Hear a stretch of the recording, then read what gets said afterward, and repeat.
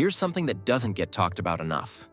Before refrigeration, before canning, before any of the food safety infrastructure we take for granted, people kept meat and fat from killing them using plants they could forage or grow. Not by luck. By accumulated knowledge, passed down over generations, tested the hard way. And the bioactive compounds in those plants? Modern pharmacognosy has now confirmed what those people already knew from experience.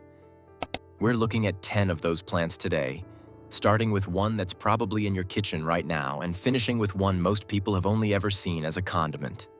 Number 1, rosemary. Picture a Roman soldier packing salted pork before a long march, rubbing the meat down with a woody, resinous herb before wrapping it. That herb was rosemary, Rosmarinus officinalis, and flavor had nothing to do with it. Experience told them the meat lasted longer, so they kept doing it. The reason it worked sits in the resin.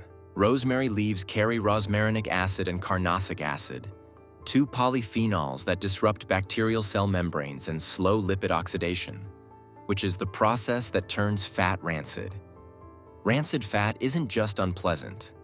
It breaks down into compounds that damage the gut lining over time, so rosemary was doing genuine protective work on the meat itself.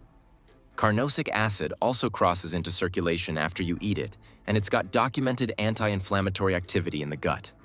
Same compound, 2 jobs. You'll still find rosemary extract listed as a preservative on packaged meats today. Number 2, thyme. Thymol, the active compound in Thymus vulgaris, was the main ingredient in Listerine for a period. That's not a fun fact. It's a direct line from ancient brined meats and herb-cured cheeses to modern antiseptic chemistry. Thymol punches holes in bacterial cell membranes, and it's particularly effective against gram-positive bacteria like Staphylococcus and Listeria, which are exactly the organisms that make improperly stored meat dangerous. Ancient Mediterranean and Near Eastern communities used thyme in preservation consistently enough that the pattern shows up across cultures that never had contact with each other. What's interesting is that thymol is volatile, so it moves through the air. Thyme stored near food could suppress mold growth without even touching it. And once consumed, thymol has documented bronchodilatory effects with over a century of clinical use for coughs and upper respiratory infections. Same molecule, doing both jobs simultaneously. Number 3, sage. Medieval butchers packed Salvia officinalis into sausage casings and rubbed it onto hanging carcasses as standard practice, not for flavor, but because in a climate that could swing from freezing to warm within days, they needed something that actively slowed bacterial growth on exposed meat. Sage contains ursolic acid and salvionolic acid, both of which have documented antimicrobial activity against spoilage bacteria, with ursolic acid showing lab-confirmed activity against Salmonella and E. coli. The same physicians prescribing sage for digestive complaints and fever were watching butchers pack it into meat, and nobody thought that was a coincidence. Ursolic acid now attracts clinical interest for its effects on muscle metabolism and inflammation, so communities eating sage-cured meat regularly were getting systemic support well beyond basic gut protection. The Latin name salvia comes from salvare, meaning to save or to heal, and that wasn't poetry. Number 4, oregano. If you ranked common culinary herbs by raw antimicrobial potency, Oreganum vulgar sits near the top, and it's not close. It contains carvacrol at concentrations higher than you'll find in most other herbs, and carvacrol has been tested directly against E. coli O157:H7, Salmonella typhimurium, and Campylobacter jejuni. These aren't obscure pathogens. They kill people today in countries with modern hospitals. Greek communities used oregano in wound poultices and for digestive illness, not just in food. The name translates roughly to joy of the mountain, which sounds pleasant, but practically speaking, it grew wild on hillsides everywhere. So it was one of the most accessible antimicrobial tools anyone had. Number 5, bay laurel, bay leaves. That bay leaf you fish out of the soup and toss without a second thought? It actually did something, just not what you'd expect. Laurus nobilis wasn't primarily keeping bacteria off your meat. It was keeping insects out of grain stores. which in an ancient agricultural society was a life or death problem. Lose your grain to weevils and moth larvae before winter, and your community doesn't eat. Bay leaves contain eucalyptol and linalool, volatile terpenes that are documented insecticidal and larvicidal compounds. Greek and Roman grain stores were lined with bay branches specifically because these compounds disrupted pest life cycles before they could spread through the supply. Eucalyptol also has clinical evidence supporting its use for bronchitis and sinus congestion, and linalool has documented calming effects on the nervous system. Number 6, garlic. Allium sativum has the longest preservation history of anything we've covered, and the documentation is specific. Egyptian workers building the pyramids received garlic as a daily ration, not a perk, but a functional food meant to keep them working in conditions that would otherwise have broken them down fast. The active compound is allicin, and it only forms when you crush or chop raw garlic, because that's when the enzyme alliinase converts the precursor compound into it. Cook the garlic, and you lose most of it. Ancient brines and fermented pastes using raw garlic were capturing allicin's full antimicrobial potential without anyone understanding why it worked.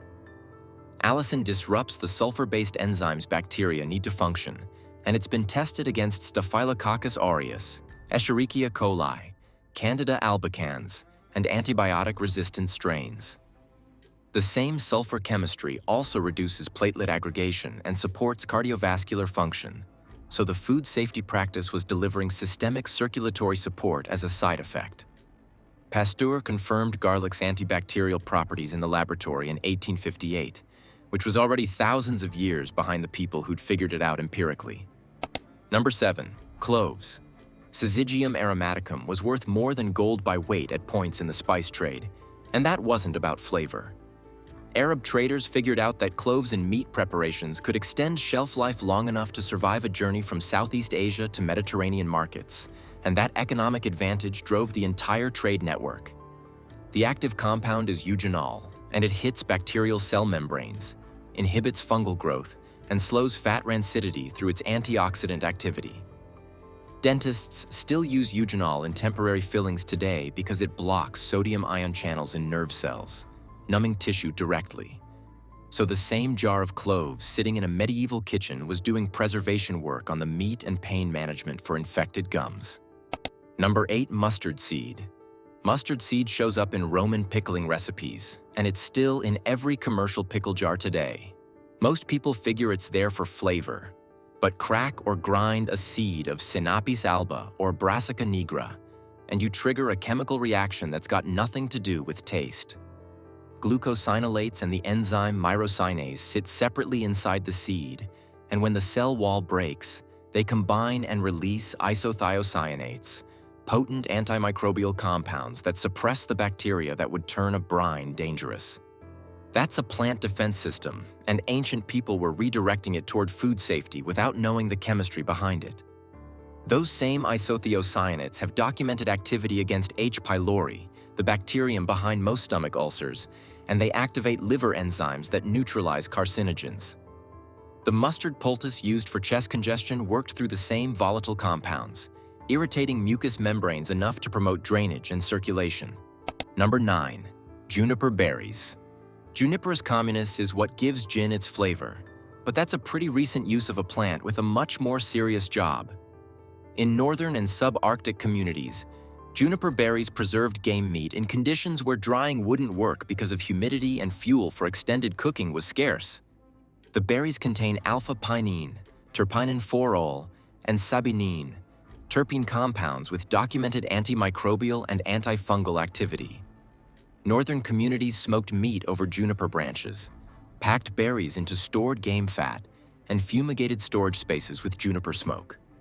Terpinin-4-ol is the same compound driving tea tree oil's antimicrobial activity, so you get a sense of the potency involved.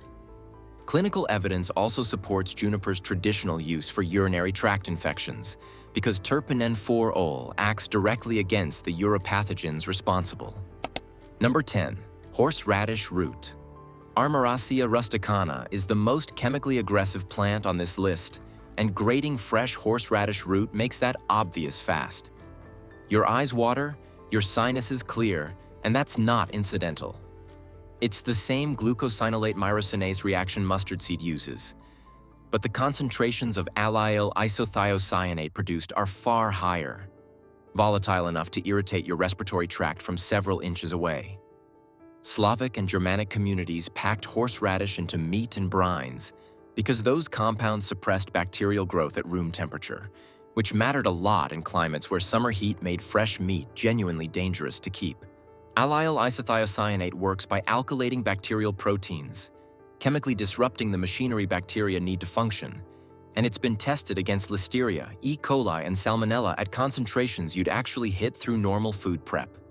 Clinical trials have since tested horseradish and nasturtium preparations directly against conventional antibiotics for urinary tract and respiratory infections, with comparable results in some studies.